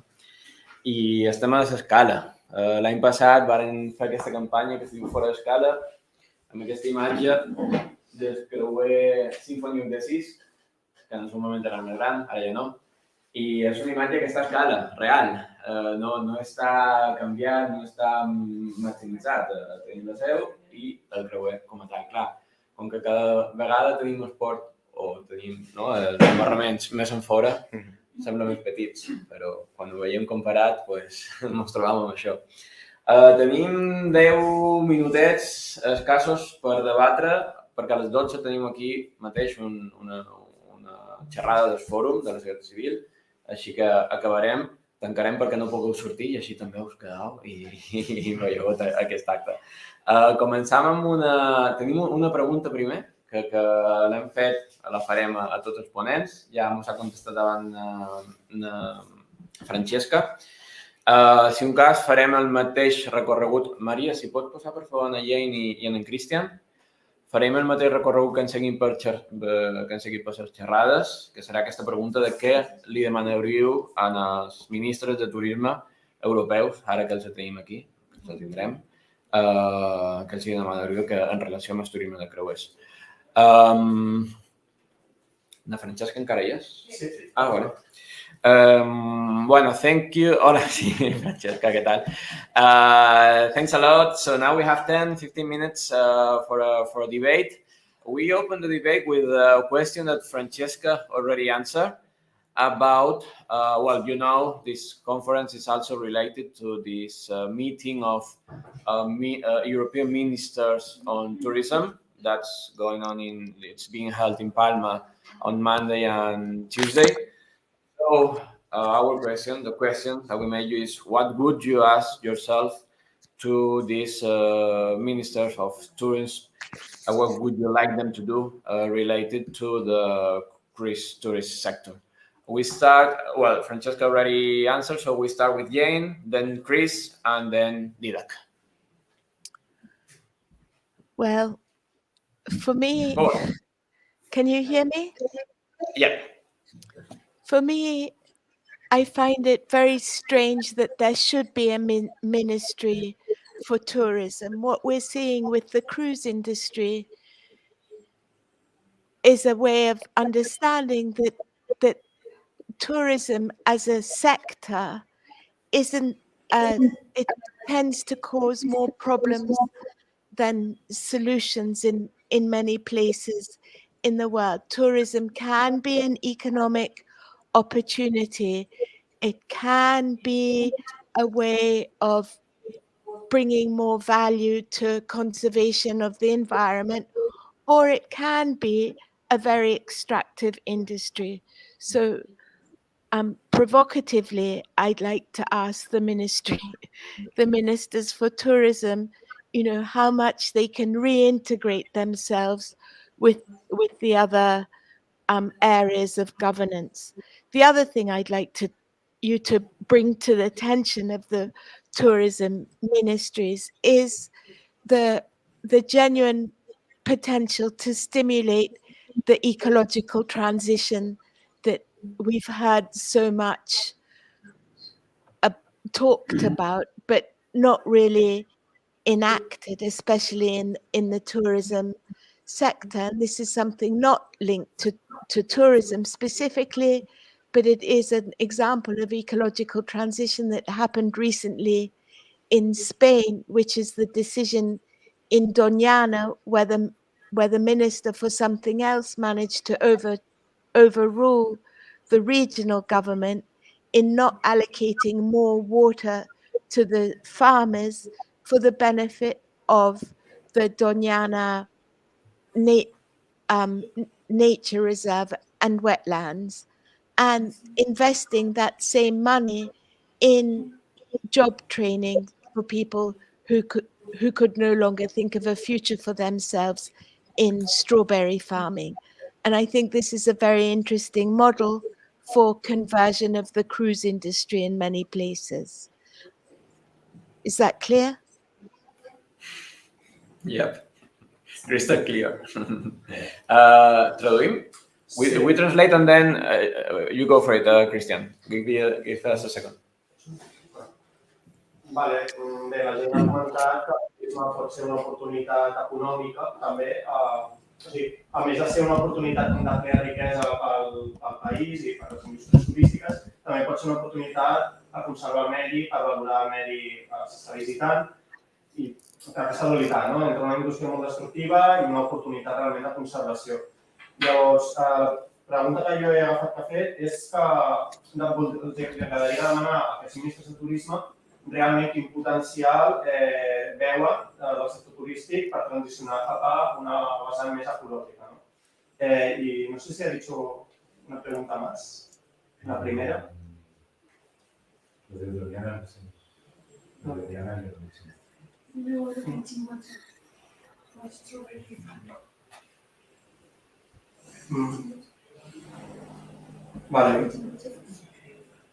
Vale. Al cas de Doñana s'estan quedant sense aigua per la... No m'he quedat això. Sí, bueno, el cas de Doñana és un cas on la massificació i tal està creant realment un problema de cara a l'agricultura, per un concret del tema de les maduixes, no? S'estan quedant sense aigua perquè s'està separant, s'està desviant tota. I ja està, no? Sí? Gràcies. Chris, please. So first of all, in Germany, we don't have a tourism ministry directly, but we have a representative of the government who is state secretary, basically, and can act as a tourism minister. But also, he works on maritime affairs, so it's quite convenient in this regard. And yeah, if I had to ask him a question, also maybe rather provocatively in this regard to air pollution, the question at hand would be, why do people living in port cities have to breathe worse air than people living in non-port cities? Because, I mean, they have all the emissions from the ships going directly into their lungs, into their bodies. And why is it so hard to clean up that industry when there are quite some efforts on cleaning up road transport and almost none or fewer, in Germany at least, on shipping? And that also leads to like a more technical question, maybe. Why do the funding of the government doesn't really go into actually cleaner technology, but why are there still often investments in fossil solutions and fossil technology, which does not align with Paris Agreement, with anything that we plan to decarbonize, defossilize, and also clean up the air? So there's still a long way to go to actually realize both in the economy and in the politics that, now or never, we have to really invest in green, clean technology.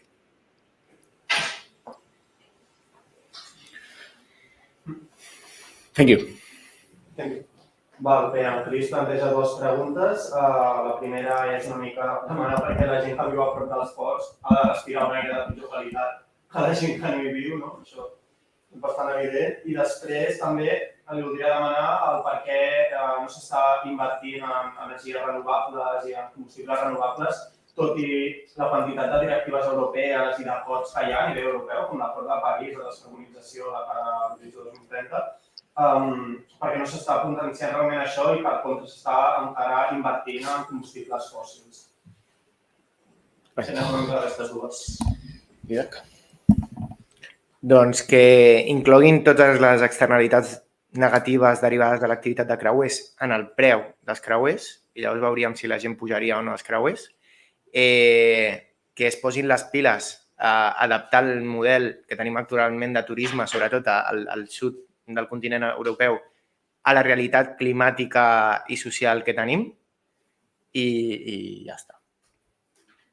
Molt bé. Gràcies. Obrim...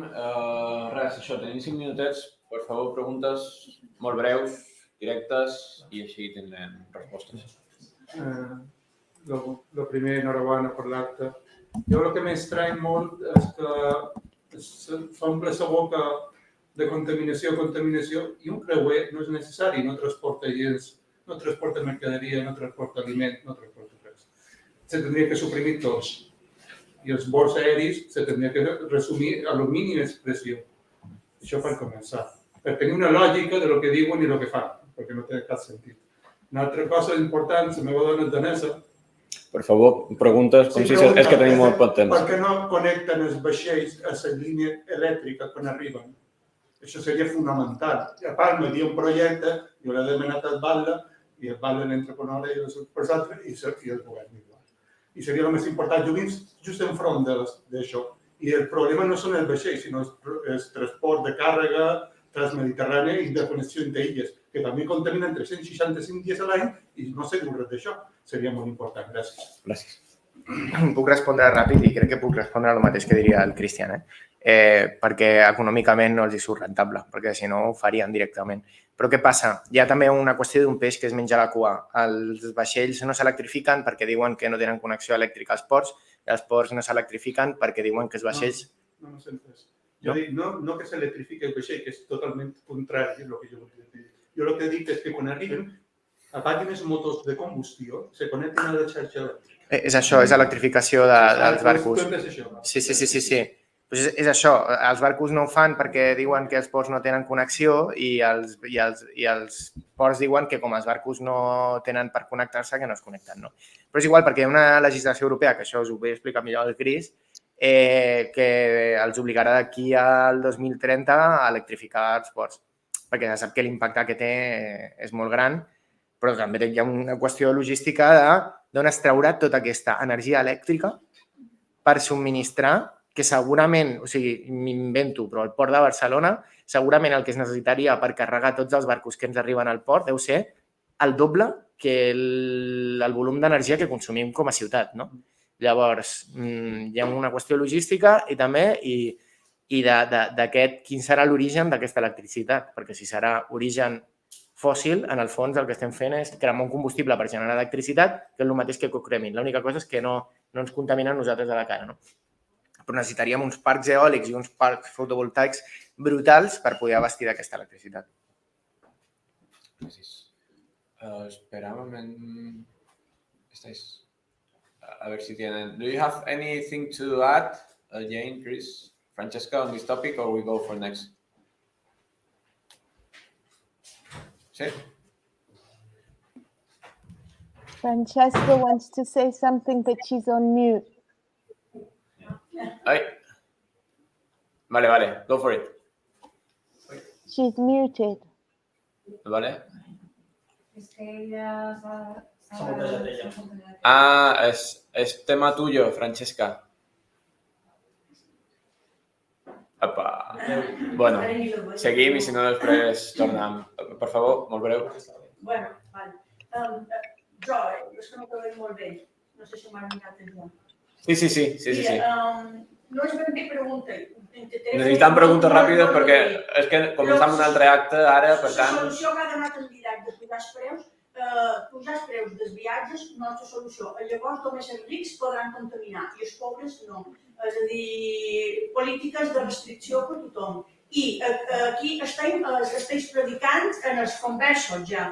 Aquests debats s'han de fer a places públiques perquè tothom en general pugui decidir tenint totes les informacions. Avui tenim contracimera que comença a hora baixa, demà també, diumenge també, i se fa a la plaça Quadrado, oberta al públic. Aquesta és una idea. Pregunta, per favor. És que no tenim temps. Pregunta, per favor. Tenim pregunta? Perdona, després tindrem temps per debatre, però és que si no, ens quedam ja ens estan fent fora i estic intentant agafar 5 minutets. Creus que un instrument internacional com un conveni de l'OIT, de l'Organització Internacional del Treball, serviria perquè no fos tanta l'explotació laboral dels creuers? No contestar sí o no?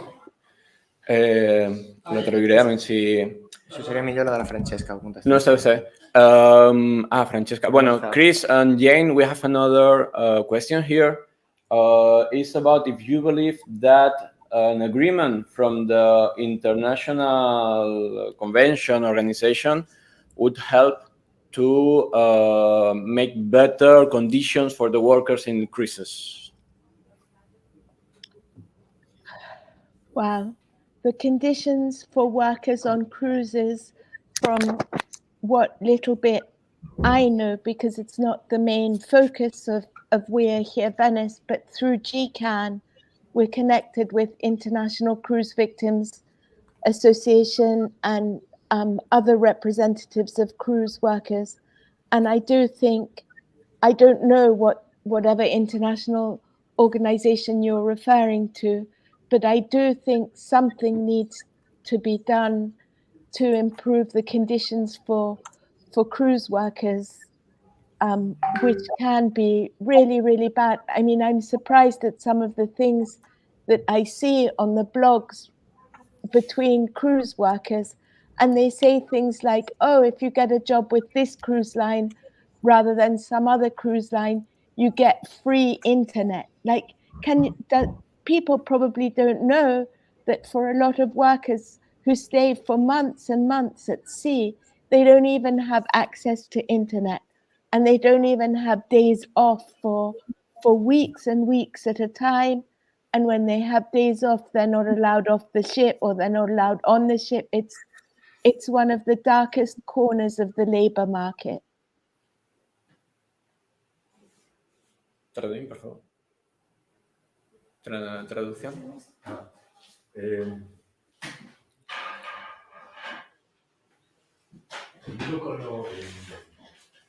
En castellano.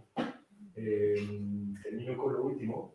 Dice que las condiciones de trabajo en los cruceros es como el rincón más oscuro del trabajo, digamos, del mercado laboral que se puede imaginar. Semanas y semanas trabajando en muchas compañías, incluso sin acceso a internet ni días libres. Entonces, esas son algunas conclusiones que ya he sacado mirando solo los blogs del personal, ¿no? del blog del personal que existe en ese sector. Gracias. Una pregunta, la darreríssima. Jo volia preguntar, a nivell polític-social, si podia haver-hi un ràtio de turisme per la població existent. Vale. Bueno, si vols tu i... Si us vol fer. Segons el número d'habitants que siguin, rebrem tant turisme. Vale. Això es pot fer-ho a nivell de llei? La tradueix que després fem una ronda. We're going for the last question, which is if if it's possible that from the government, from the legislation to legislate in terms of ratio of tourists per person, tourists per resident in an area. Yep. No. So if it's possible that the legislation establish a ratio, a number of tourists per person in a city or in an island, in an area, okay? If you want, we do like last word of each, if you want to answer to this question, or adding some other info that you may left and you'd like to say, okay? Maybe Jane, Chris, and then Dídac. I can say that in Venice, congestion is a very important issue. And whereas I know that if you have a hotel, you have to comply with very strict regulations, for example, from the fire department for the health and safety, or an airport has like specific evacuation procedures that can only allow a certain amount of people in a building at any one time. But in the case of Venice, which is a collection of islands, there aren't any measures that will reduce congestion and consequently limit the total number of tourists or support a growth in the total number of residents, or at least address the steady loss of residents. And I do think that that is an important question to ask the tourism ministers that will be in Palma on Monday, because we just represent NGOs. We don't have any power in, well, we have the power to influence, but we don't know what the regulatory potentials is. Christian?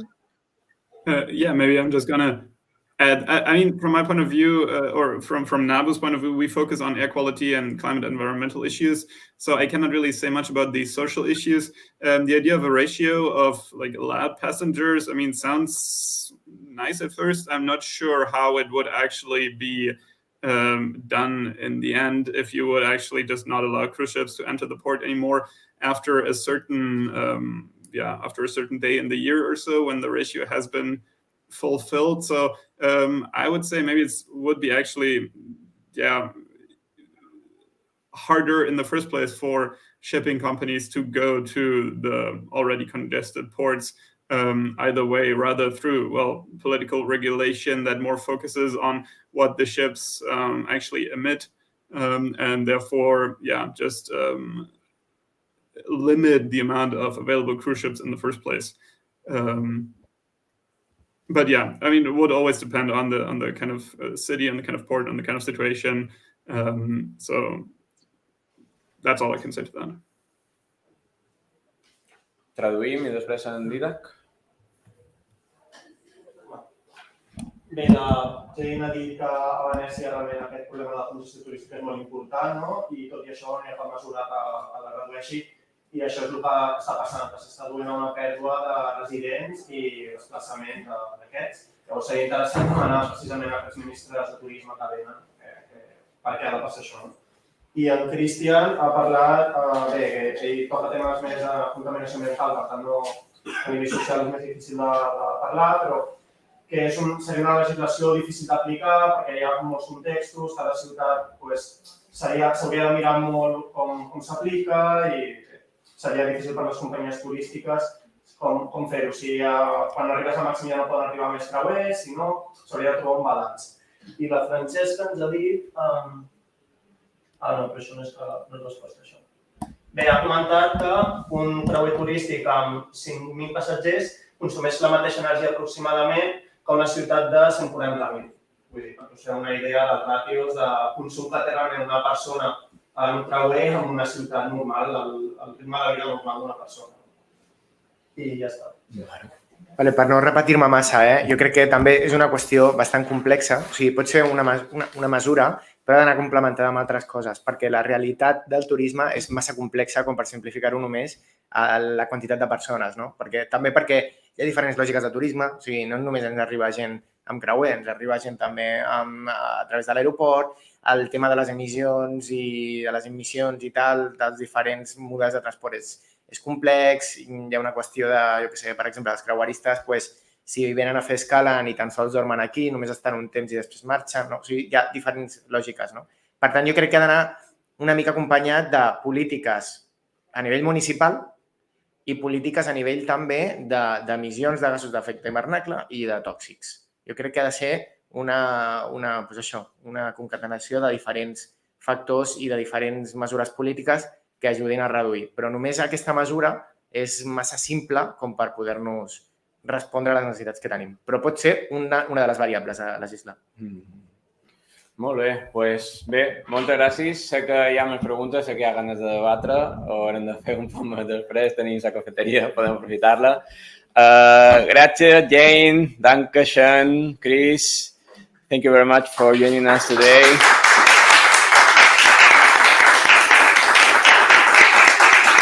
And we keep talking, keep fighting, okay?